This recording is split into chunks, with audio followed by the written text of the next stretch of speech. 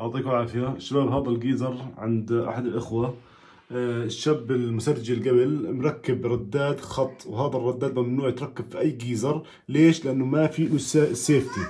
فعنا الجيزر ما باقي يفصل، فباقي عنا هنا، في عنا خط البارد وهنا خط الساخن. خلينا نفتح خط الساخن عشان نشوف إنه بطلع مية ولا إيش بطلع. طلعوا، هذا كله بخار، يعني نحمد الله انه ما انفجر الجيزر.